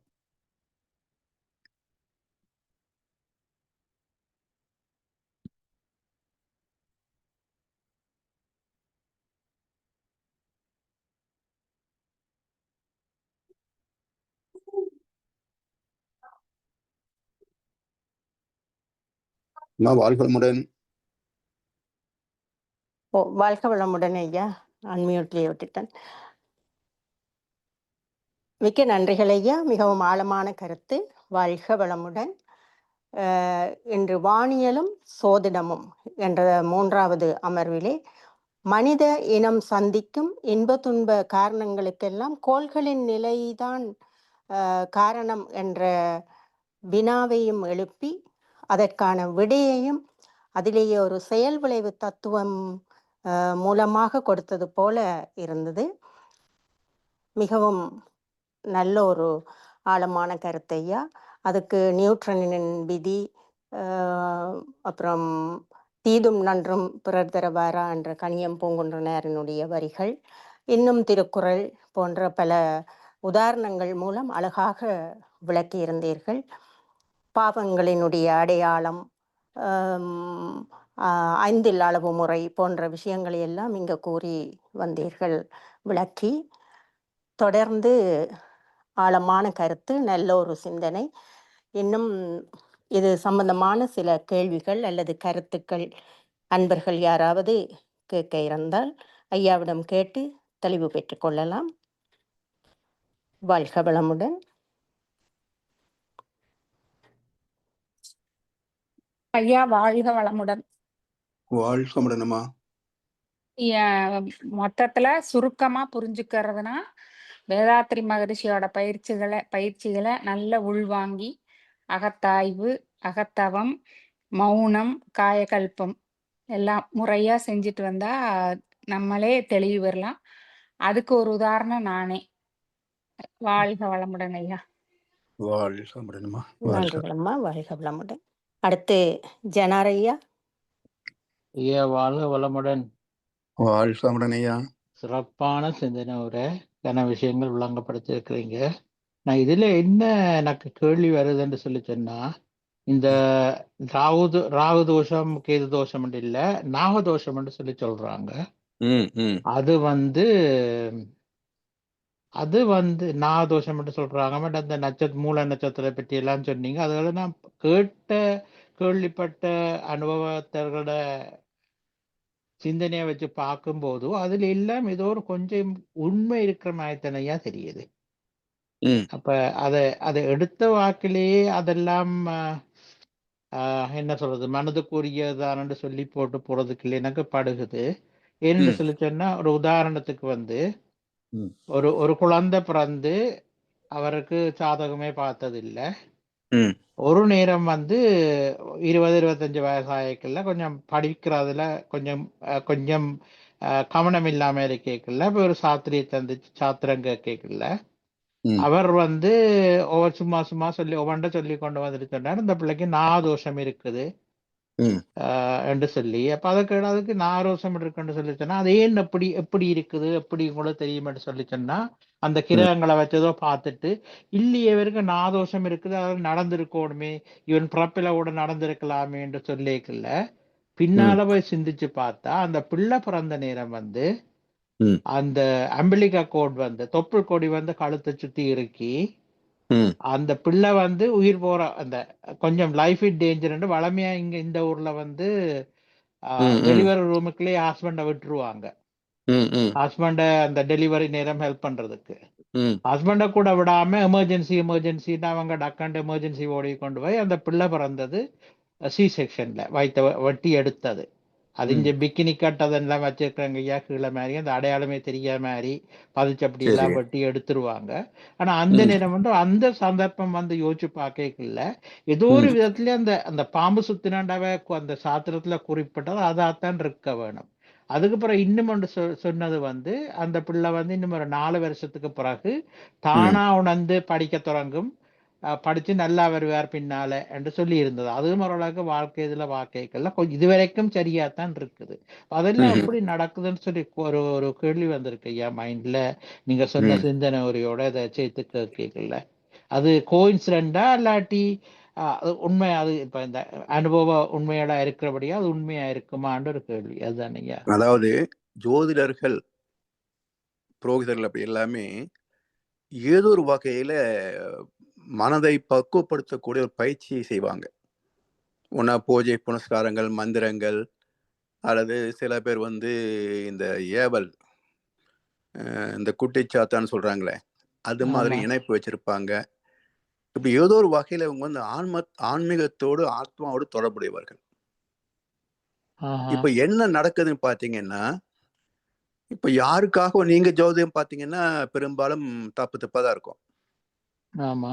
ஏன்னா அவங்க இருக்கிற இடம் வேற, இப்ப நம்ம சந்திக்கிற இடம் வேற. ம். பெரும்பாலும் சில பேர் பார்த்தீங்கன்னா, ஜோசியர் கூட்டிட்டு வாங்கன்றுவாங்க. யாரு பார்க்குறீங்க அவங்களே கூட்டிட்டு வாங்கன்றுவாங்க. ம்ஹ்ம். ம்ஹ்ம். ம். ஸோ காரணம் என்னன்னா, லிங்க் ஆகும். நம்முடைய ஆத்மாவும், அவருடைய ஆத்மாவோட லிங்க் ஆகும். லிங்க் ஆகும்போது நம்மகிட்ட என்ன இருக்குன்ற அவங்க ரீட் பண்ண முடியும்.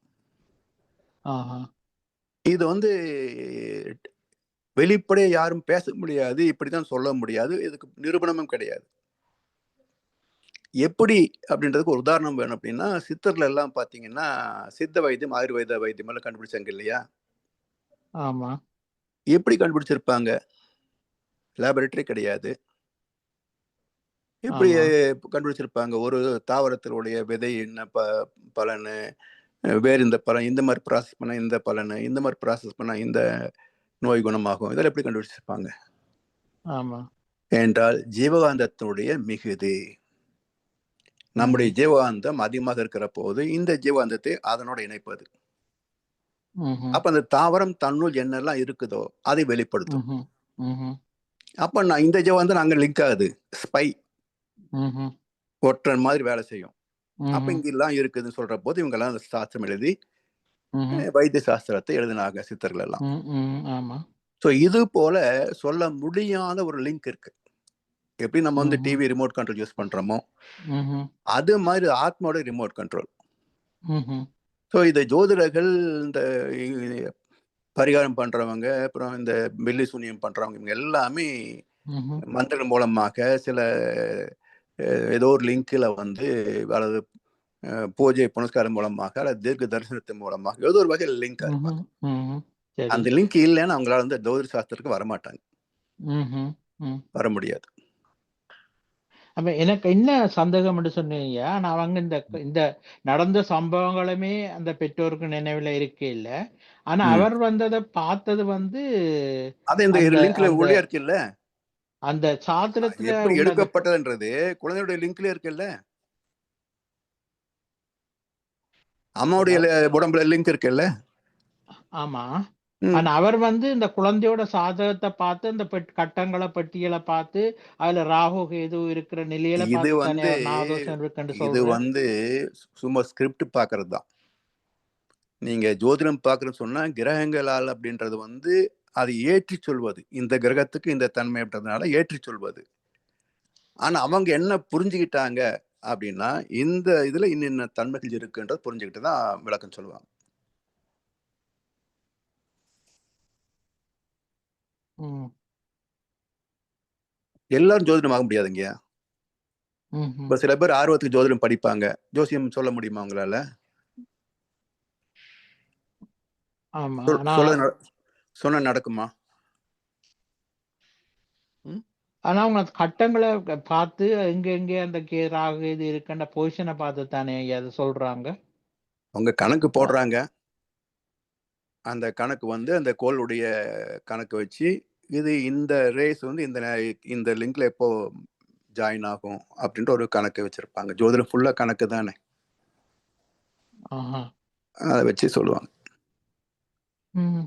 ஓ, சரி ஐயா, நன்றி, வாழ்க வளமுடன். ஏன்னா அந்த லிங்க் இல்லாம யாரும் ஜோதிடத்துல வந்து எல்லாரும் வந்து பாக்குற மாதிரியான ஒரு தொழில் அமையாது. ம், ம், ம். நன்றி ஐயா, வாழ்க வளமுடன். நன்றிம்மா, வாழ்க வளமுடன். வாழ்க வளமுடன் ஐயா. அடுத்து கவிதா கோவிந்தராஜன், நீங்க கேளுங்கம்மா. ஐயா வாழ்க வளமுடன் ஐயா. வாழ்க வளமுடன்மா, சொல்லுங்கள். ஐயா, இப்போ வந்து நாகதோஷத்துக்கு திருநாகேஸ்வரர் போயிட்டு வர சொல்றாங்க. அப்ப அங்க போனா அந்த நாகத்துல பால் ஊத்துனா ப்ளூ கலரா வருது, அப்படின்னா நமக்கு தோஷம் போயிடுச்சு அப்படின்றாங்க. அதெல்லாம் எப்படிங்க ஐயா? அந்த சிலை எதுல செஞ்சிருப்பாங்கன்னு தெரியலையம்மா. இல்லையா? ஏன்னா அப்படி இப்ப அந்த வருதுங்களா? கால சித்தர் யாராவது நாபாசன சிலை மாதிரி ஏதாவது வச்சிருந்தாங்க வச்சுங்களேன். ஏன்னா இந்த சிலைகள் எல்லாம் அந்த சித்தர்கள் ஞானிகள் தான் உருவாக்குனது. சரிங்களா? அப்போ அந்த சிலையில எந்த மாதிரியான தன்மையை உருவாக்கினாங்கன்னு நமக்கு தெரியாது. அதனால சில சமயங்கள்ல வந்து இது மாதிரி நிறம் மாறுவதற்கான வாய்ப்புகள் உண்டு. இது ஏதோ பெரிய மிராக்கிள் நல்லா போய் நம்ப வேண்டிய அவசியம் கிடையாது. அது காரணம் என்னன்னு நமக்கு தெரியாது, இவங்களுக்கும் தெரியாது. எதை ஊத்துனா அது அதிசயமா வருது, நிறமா மாறுது அப்படின்னு மட்டும் தான் தெரியும். ஏன் நீங்க வந்து இந்த கெமிஸ்ட்ரி லேப்ல வந்து சொல்லுவாங்க, என்னது ட்ரைட்ரேஷன் சொல்லி ஒரு டெஸ்ட் இருக்கு. ஹைட்ரோக்ளோரிக் ஆசிட் வந்து மேல டியூப்ல வச்சுப்பாங்க, கீழே வந்து பொட்டாசியம் பர்மங்கனேட் ஊற்றுவாங்க. அது அப்படியே டைட் பண்ணிட்டு வந்தீங்கன்னா கடைசி ஒரு டிராப்ல வந்து டக்குன்னு கலர் மாறி போயிடும். இப்போ இதுக்கு எந்த கடவுளை வந்து லிங்க் பண்றது? இதுக்கு கடைசி விட்டு விழுந்த உடனே கலர் மாறி போச்சுன்னு சொன்னா இதுவும் அதிசயம் தானே. இதை மட்டும் நம்ப மாட்டேன்றீங்க, அது மட்டும் போய் விக்கிரத்து மேல பால் ஊத்தினா புழு நிறமா மாறுதுன்றாங்க. நீவா லேபரட்டரிக்கு வா, பிங்க் கலர் வந்து வெள்ளை கலர்லெஸ் மாத்தி காட்டுறேன்னு சொல்லி கூட்டு காட்டிடலாம் இல்லைங்களா? ஆமா, அதேதான். யோசிக்கணும். ஐயா, நெக்ஸ்ட் இப்ப வந்து முன்னாடி வாழ்க்கை ஒரு சிலருக்குலாம் நல்லா இருக்கு, அப்புறம் பின்னாடி வாழ்க்கை ஒரு சிலருக்குலாம் நல்லா இருக்கு. அப்ப இடைப்பட்டதுல அதுவும் ஜாதகமா இல்ல நம்ம கர்ம கணக்குங்களா? வயசான காலத்துல ஒரு சிலர்லாம் நல்லா இருக்காங்க, வயசுல வந்து ரொம்ப கஷ்டப்படுறாங்க, அதுக்கு நம்ம அது வினைப்பயன் தான் காரணம். 60-60 ரெண்டா பிரியுதல்லம்மா. ஏன்னா எல்லா கோள்களும் நம்ம வந்து கருவான நேரத்துக்கே வரக்கூடியது வந்து 60 வருஷத்துக்கு அப்புறம் தான். அப்போ வந்து 2 கண்டமா பிரிக்கிறாங்க வாழ்க்கைய. அப்ப இதுக்குள்ள ஏற்படக்கூடிய மாற்றங்கள் ஒவ்வொரு கோளும் இடம் மாறும்போது தகுந்த மாதிரி நமக்கு 7 சம்பத்துக்களையும் மாற்றங்கள் வரும். இப்போ எல்லாமே அடிப்படை பார்த்தீங்கன்னா கருவமைப்பு தான். கர்மா நல்லா இருந்தா எல்லாம் நல்லா தான் இருக்குது இல்லைங்களா? இப்போ 60 வருஷமா ஆட்சியில் இருக்கிறாங்க, பல வருஷமா பெரிய பெரிய பிசினஸ் மேக்னெட்டா இருக்கிறாங்க, அவங்களுக்கெல்லாம் வந்து எந்த தோஷம் ஒன்றும் பண்ணலையம்மா, இல்லையா? எல்லாம் சாதாரண நம்ம மாதிரி ஆளுகளுக்கு தான் தோஷம் வருது. ம். ஐயா நெக்ஸ்ட் டைம் எனக்கு ஆயில்ய நட்சத்திரத்தை பத்தி எனக்கு தெரிஞ்சுட்டு எனக்கு சொல்லுங்க அண்ணா கண்டிப்பா. இல்லைம்மா, தேடி பார்க்குறேன், கூகுளில் ஆ. தேடுறேன். இல்லைனாக்கா ஆர்டிஃபிஷியல் இன்டெலிஜென்ஸ் இருக்காங்களா, அவங்ககிட்ட கேட்டு பார்க்கலாம். ஏன்னா ஆயிலத்துக்கு வந்து மாமியார் இருக்கக்கூடாது, அப்படி அதெல்லாம் இருந்தா real. இறந்துடுவாங்க அப்படின்னு சொல்லி அப்படியே எப்படியோ வாழ்க்கையே போயிடுச்சு. எனக்கு அது எனக்கு சாகிறதுக்குள்ள எனக்கு ஆயில்ய நட்சத்திரத்துக்கு தெரியணும் கண்டிப்பா. கேட்டு பார்க்குறேன், எனக்கு தெரிஞ்ச ஜோதிடர் இருக்காரு, அவர்கிட்ட கேட்டு பார்க்குறேன். உம் ஆனா கடக ராசி நல்ல ராசின்றாங்க, ஆயில்ய நட்சத்திரம் அது மாதிரி இருக்கக்கூடாதுன்றாங்க. ஆஹா. ஆய்- ஆயிலத்துக்கு மாமியாரே இருக்கக்கூடாதான். அதே மாதிரி இப்போ பையனுக்கு பாக்குறாங்க மாமியாரே இருக்கக்கூடாது ஆயிலத்துக்குன்னா, பையனுக்கும் புண்ணிய முடியுமா? அவ்வளவையும் இப்ப பொண்ணு பார்க்க போனா மாமியார் மாமனார் 2 பேரும் கூடாதுன்னு சொல்றாங்க. அதுக்கு என்ன பண்றது? என்ன பண்ண முடியும்? நீயா நானா பாத்தீங்கன்னா, எனக்கு இப்ப ம், வாழ்க்கை எனக்கு கல்யாணம் வர்றவன் வீட்டுல வந்து அப்பா அம்மா இருக்கக்கூடாது, புருஷன் மட்டும்தான் ஆ, இருக்கணும், கூட பிறந்து இருக்கக்கூடாதுன்றாங்க. ஆமா இப்ப இவங்களை எந்த ஜாதி சேர்க்கறது? தெரியுங்களே. அது மாதிரிதான் நன்றிங்க. எந்தெந்த எனக்கு இல்ல எந்தெந்த சொல்லுங்க. காலத்தோ இடம் காலம் தேவை, இவையொப்ப தோன்றின எத்தனையோ செயல்கள். ம், அது இது ஒரு பெரிய ஏரியா ஜோதிடம்ன்றது. அதாவது கண்ணுக்கு ஐயா தெரியாத நான் ஒன்னே காரணத்தை சொல்லுங்க சொல்லுங்க. கண்ணுக்கு தெரியாத காரணத்தை சொன்னால் மக்கள் நம்புவாங்க. நீதான் ம், காரணம்னு சொன்னா நம்ப மாட்டாங்க, ஏத்துக்க மாட்டாங்க. இதுதான் வீக்னஸ். ம், என் தவறுக்கு நான் காரணம் சொன்னா எனக்கு பிடிக்காது. நீ எவ்வளவு நல்ல பையன் தெரியுமா, ஆனா இந்த சனிதான் சரியில்லை, ராகு சரியில்லைன்னு சொன்னா வெரி குட். அப்ப நினைச்சேன், நான் என்ன மாதிரி யோகி யாருமே கிடையாது நினைச்சேன். சளி ராகு தானா, எத்தனை நாளைக்கு இருக்கிறாங்க அப்படின்னு கேட்பான். ஸோ இப்படி சொன்னாதான் மக்களுக்கு பிடிக்கும். அதனால அப்படியே சொல்லி சொல்லி பழகிட்டாங்க, அவ்வளவுதான். நீதான் காரணம் சொன்னா யாரும் வரமாட்டாங்க. திரும்ப மனவளக்கலை மாட்டதுக்கு ஏன் வர்றதில்லை? இங்க வந்து உன்னுடைய தப்பு, அகத்தாய் பண்ணு, உன்னுடைய எண்ணம் சரியில்லை, அகத்தாய் பண்ணு, பழக்கம் சரியில்லை, பயிற்சி சரியில்லை, உடற்பயிற்சி பண்ணு, காயம் பண்ணுன்றாங்க. ஏதோ கோயிலுக்கு போனோம், டிக்கெட் வாங்கணும், அர்ச்சனை பண்ணணும் மாதிரி இங்கேயும் இருந்ததுன்னா இங்க நிறைய பேர் வருவாங்க. இங்க நம்மளே செய்ய சொல்றாங்களே, அதனால அதை விட நம்ம வேற எங்கேயாவது போயிடலான்னு போயிடுறாங்க, அவ்வளவுதானே. அதனாலதான் மனவளக்கலை மன்றத்துல கூட்டம் இல்லை. வேற எந்த இடத்துல கூட்டம் கம்மியா இருக்கு சொல்லுங்க? ஐயா ஒண்ணே ஒண்ணு, இப்ப ஜாதகம் பார்க்கலாமா வேணாமா? பொருத்தம் பார்க்கறது வேஸ்ட்டுங்களா? பொருத்தம் பார்க்கறது வேஸ்ட்னு சொல்ல முடியாது. ஏன்னா தெரிந்த குடும்பம், தெரிஞ்ச பையன் பொண்ணு வச்சுக்கோங்க, பொருத்தம் பார்க்க வேண்டாம். தெரியாது, எங்கேயோ ஊர்ல இருக்கிறாங்க, என்னன்னு ஒண்ணுமே தெரியாது. அட்லீஸ்ட் ஜாதகத்தை பார்த்தா ஏதோ அப்படி இப்படின்னு சொல்லுவாங்களே 4 கருத்துக்கள், இல்லையா?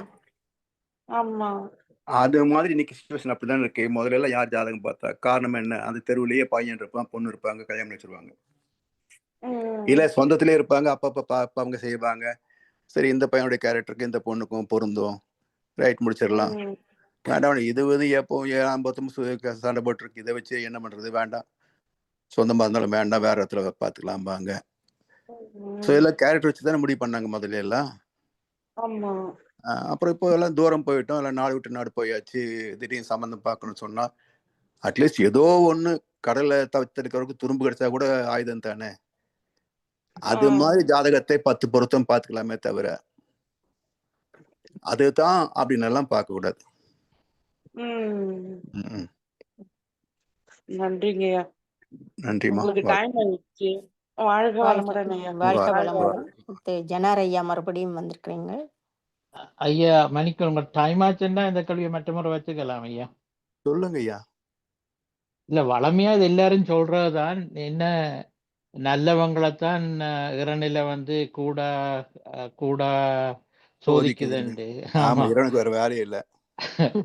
அத இல்லையா, சில வேளை இந்த 2 ஒழுக்கம் பண்பாடெல்லாம் பாவிச்சு வாழ்க்கையில அது என்ன கருத்துன்னாங்கய்யா, என்ன கருத்துன்னா, துவக்கத்துல ஒரு வாழ்க்கை வாழ்ந்துட்டு இருக்கிறோம், இப்போ ஒரு ஒழுக்கம் சார்ந்த வாழ்க்கை வருகின்ற போது நமக்கு வந்து மனசுக்கும் அந்த விளக்கத்துக்கும் ஒரு பெரிய போராட்டம் இருக்கும்.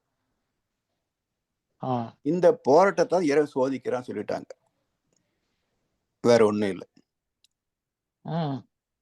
இல்லையா சிலவளை பார்க்கும்போது இப்ப நல்லவங்களா வாழல, மற்றவங்களை துன்பம் கொடுக்காதவங்களா வாழ நினைக்கலையே.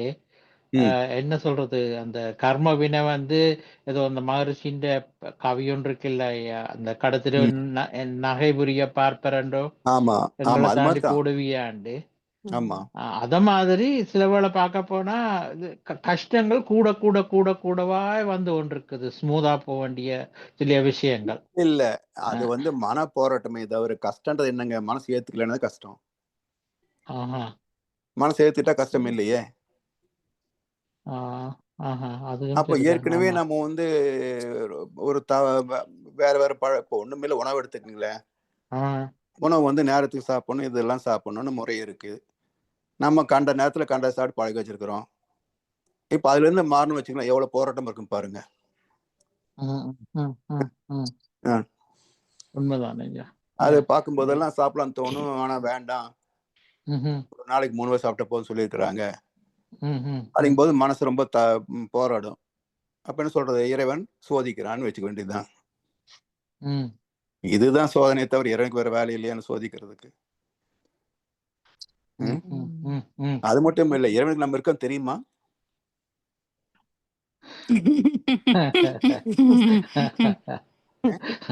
ஐயா வாழ்க வளமுடன். நம்ம மகரிஷிய உள் வாங்காமத்தான் இத்தனை கேள்வியா பழனிசாமியாவ தொலைச்செடுக்கிறோம். அதான் இல்ல, இறைவனுக்கு நாம் இங்க இருக்கிறோன்றது இறைவனுக்கு தெரியுமா? இல்ல ஜனாரையா, நீங்க வந்து முடிஞ்சா ஆழியார் மௌனத்துக்கு போங்க. போனீங்கன்னா ஒரு வித்தியாசம் தெரியும், நீங்க நல்லா உணர்வீங்க. நமக்கு வர்றதை ஏத்துக்கணும். ஏத்துக்கிற பக்குவத்துக்கு நாம வந்துருவோம். சாமிஜி நம்மள நல்லா பக்குவப்படுத்திடுவாரு. அப்ப நாம இந்த கேள்வி நல்லவங்களுக்கு கெட்டது, கெட்டவங்களுக்கு நல்லதுங்கிறத நாம் திரும்ப திரும்ப அட்லீஸ்ட் மனவளக்கலையில் இருக்கிற நாமாவது சொல்லாம இருப்போம். பக்குவம் தாங்க. வேற எதுவுமே இல்ல. ஒண்ணு இல்லைங்க, பழக்கத்திற்கும் விளக்கத்திற்கும் இடையில தான் போராட்டம். வேறு வார்த்தைகள் வேறு வேறு வச்சுக்கிறாங்களே தவிர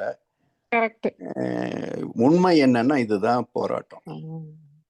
ஏன்னா சுத்த வெளிக்கு ஒண்ணுமே தெரியாதுங்கய்யா. நாங்க எங்க இருக்கிறோம் அப்படின்றது வந்து சுத்தருக்கு தெரியாது, மனசு இருக்கிறன்றது கடவுளுக்கு தெரியாது. சரிங்களா?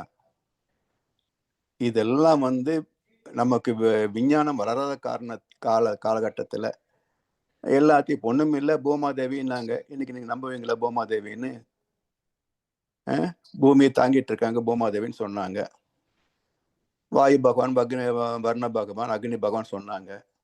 எங்க இருக்கிறாங்க எல்லாரும்?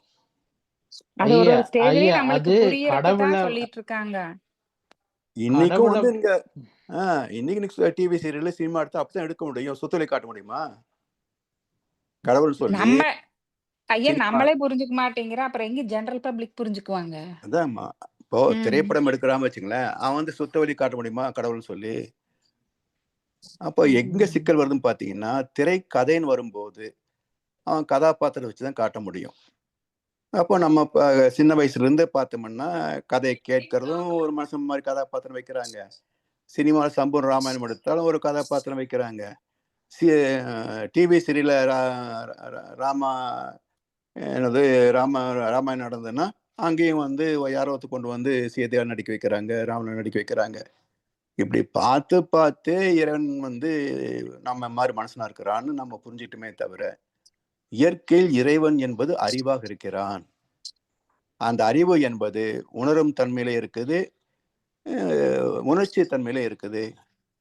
உணர்கின்ற தன்மையில வந்து பஞ்சபூதங்கள், உணர்ச்சி தன்மையில ஜீவராசிகள். இதெல்லாம் நம்ம தெளிவா புரிஞ்சுக்கிட்டோம் சொன்னாக்க இந்த மாதிரியான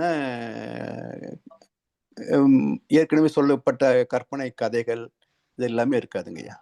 ஐயா இப்ப வந்து கடவுளை வெளியில தேடினாத்தான் அந்த நீங்க சொல்ற கருத்தெல்லாம் சரியா இருக்குங்க, இறைவனுக்கு தெரியுமா எல்லாம். ஆனா நாங்க செய்த கர்ம வினையோ செய்த சஞ்சிதம் ஆகாமியம் எல்லாம் எங்கட கர்மயத்துல இருந்த ஐயா வருது. ஆமா ஆமா அப்ப அது வந்து இப்ப மேலெழுந்த வேரிய இப்ப கூட நாங்க கிளென்ஸ் பண்ண கூட கூட கூடவா வந்ததை கிளென்ஸ் பண்ண அந்த உள்கருமையை முயற்சிக்கலாம் தானே ஐயா, இல்லையா? எப்படி கிளென்ஸ் எப்படிங்க பண்ண குறையுங்க. எப்படி நீங்க சொல்றீங்கய்யா? கர்மயத்துல தான் பதிவுகள் எல்லாம் இருக்குது. நீங்க ஆமா. கிளீன் பண்ண அது இந்த ஆ, பால் பொங்கின மாதிரி கூட கூட வந்து எங்களுடைய ஆத்மாவே எங்கட கிளீன் பண்ண முயற்சி செய்தால் அது அதாவது உங்களுக்கு கூட கஷ்டமா தானே தெரியும். ஆமா, இப்போ ஒரு வியாதி வந்தா கஷ்டப்பட்டு தானே ஆகுறோம்.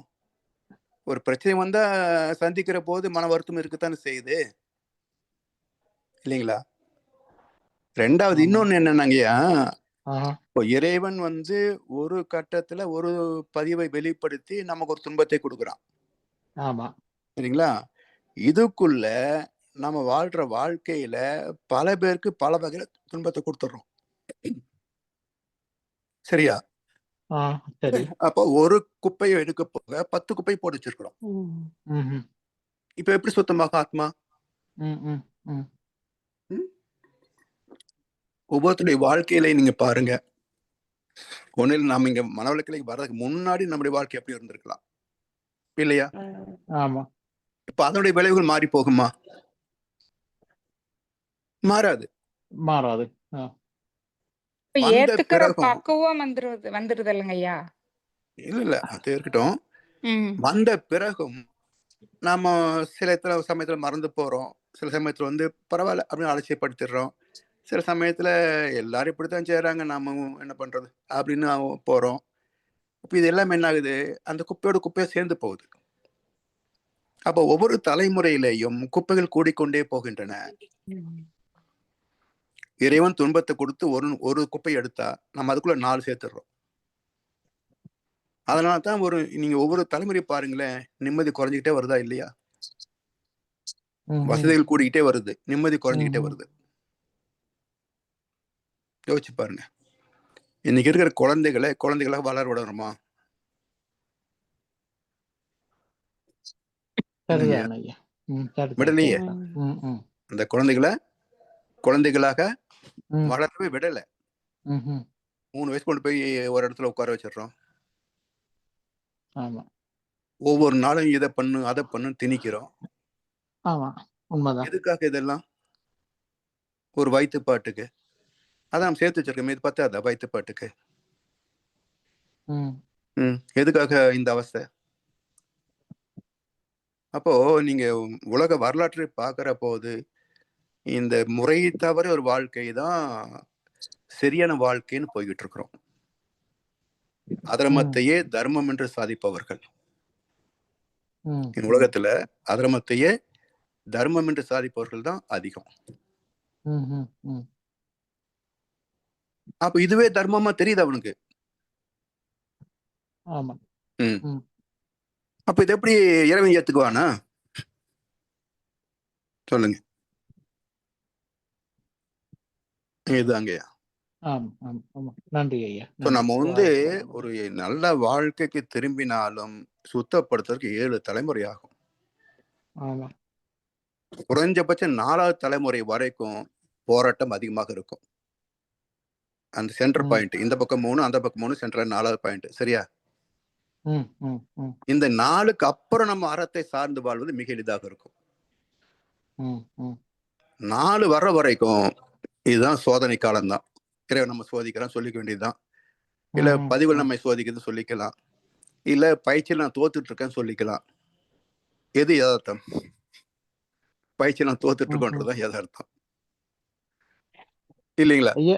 ஆமா ஐயா. இப்ப பெற்றார் வந்து தங்களோட பதிவுகளை பிள்ளைக்கும் கொடுத்துடுறாங்க. பெற்றார் வந்து தங்களோட முயற்சி செய்து இப்ப பதிவுகளை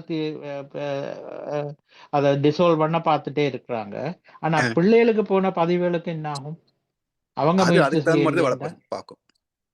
அதாவது பெற்றோருக்கு, அதாவது ஒன்ஸ் டெலிவரி ஆயிடுச்சுன்னா அது செப்பரேட் என்டைட்டி, அதன் வாழ்க்கை வேற. இப்ப நம்ம கிட்ட வரக்கூடியது அங்கே ஒரு ஜெராக்ஸ் இருக்கும். ஆமா, ஆமா. ஆனா இது எழுச்சி பெற வேண்டிய வயது நம்முடைய வாழ்க்கைன்னு சொன்னா அது சப்மிசிவா இருக்குமே தவிர எழுச்சி பெறாதங்க. இதே மாதிரி தப்பு அவங்களும் செஞ்சா வச்சுக்கோங்க, அங்க மறுபடியும் ரிப்பீட் ஆகும்.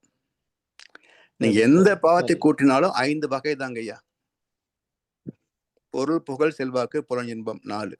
ம், ம், ம், ம். இதுக்குள்ள எல்லா பாவத்தையும் பண்ண முடியும். சரி சரியா? உண்மைதான் ஐயா. ம், ம். சரி சரி சரி அவ்வளவுதான். சரி ஐயா. சோ இந்த நன்றி ஐயா. வாழ்க்கை முறை எப்ப இல்ல? ம், ம், அந்த காலத்திலிருந்து இனி வருங்காலம் வரைக்கும் இருக்கும். ம், ம், ம். எல்லாம் ஞானிகள் ஆயிட்டான்னா பிரச்சனை இல்லை, இல்லைங்களா? ம், ம். உண்மைதான் ஐயா. ம், ஆ, ம், ம்.